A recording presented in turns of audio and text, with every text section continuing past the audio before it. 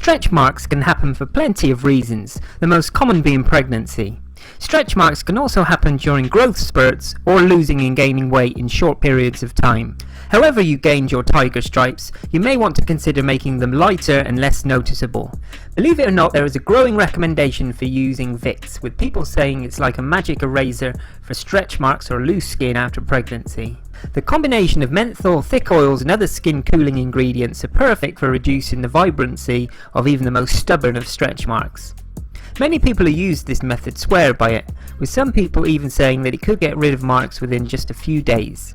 Whilst the makers of Vicks Vaporub do not claim that it's a product that can actually reduce stretch marks or recommend its use as a treatment for skin conditions or scarring, the product has the anti-inflammatory property of eucalyptus, with women saying that within a week of using it their stretch marks were 60 to 100% gone. Because Vicks Vaporub contains a combination of eucalyptus oil, cedar leaf oil, petroleum, camphor and turpentine oil, these oils combine to make overly stretched skin feel softer, whilst also reducing that dry appearance that makes stretch marks stand out. However, you may have to get used to smelling like you have a permanent cold though.